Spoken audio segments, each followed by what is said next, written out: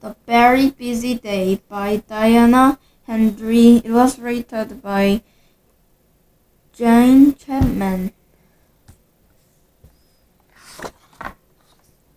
The Very Busy Day.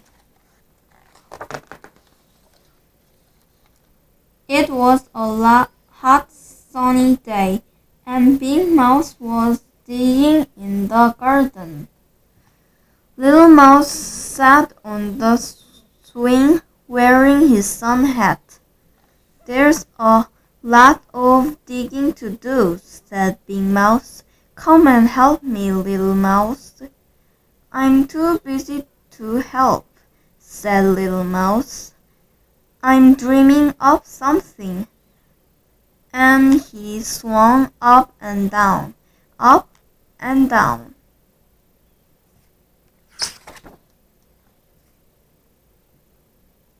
"You could put in these seeds," said Big Mouse.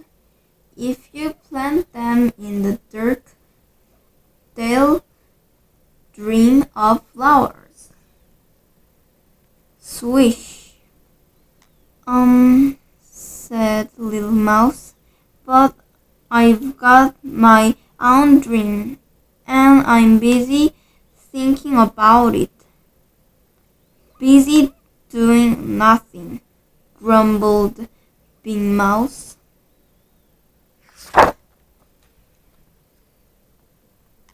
Little Mouse slid off the swing and jumped into the wheelbarrow. He lay and gazed at the sky. "I need that wheelbarrow for the weeds," said Big Mouse.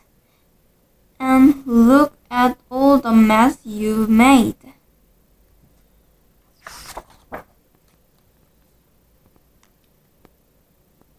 Big Mouse tipped Little Mouse out onto the grass. "Please, Little Mouse, I need some help." "I'm far too busy to help," cried Little Mouse, and he ran off to pick some daisies.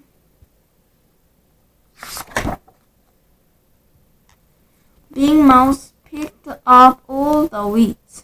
He mopped his brow and rubbed his back. "Pah, it's hot," he puffed, "and this barrow's very heavy all of a sudden." It was very heavy because Little Mouse had jumped back in. He was sitting on top of the weeds making a daisy chain.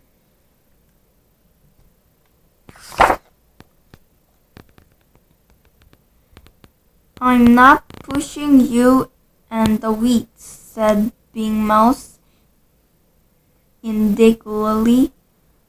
"Out you get! Come and help me take the weeds to the rubbish dump." Little Mouse hung the daisy chain around his neck and scrambled out of the burrow. But he didn't help Big Mouse. He picked lots and lots of clover instead. He put the clover in a flower pot on the back doorstep.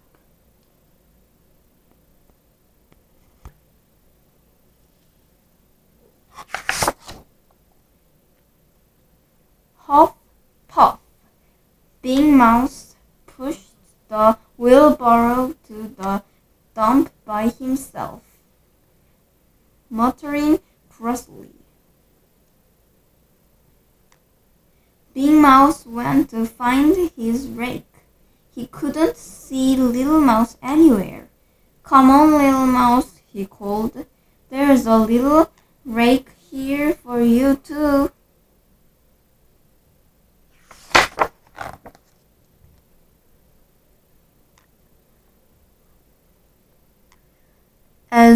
Mouse climbed down the ladder. Little Mouse poked his head out. "Can't you see I'm busy?" he called. "I'm collecting birds' feathers.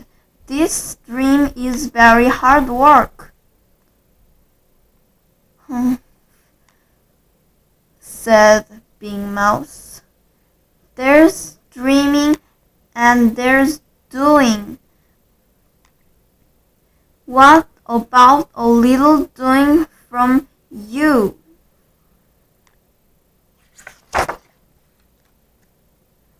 Little Mouse had found 3 snowy white feathers.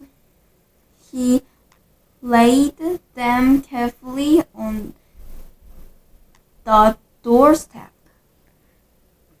By now, Big Mouse was busy. "Little Mouse," he called, "you could help me carry this strawberry down the ladder." "Can't stop now," said Little Mouse. "I need something from the kitchen."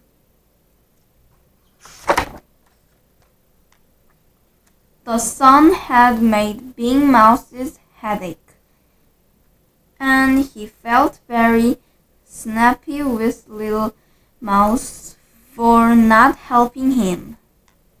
"Whatever's he doing now?" he grumbled. Little Mouse rushed out into the garden. Big Mouse," he called. "Look what I've made for you."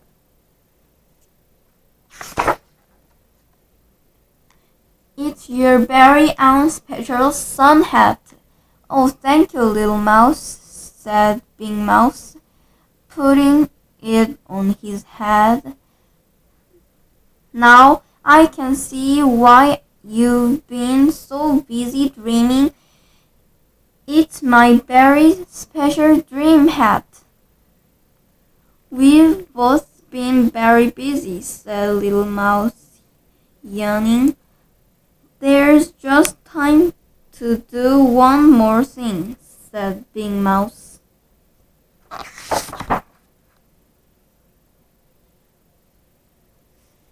"And that's to have a nice long snooze."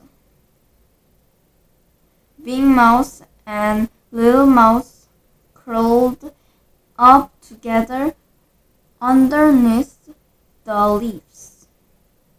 Little Mouse's hat fell off, and Big Mouse's hat slid right down over his nose.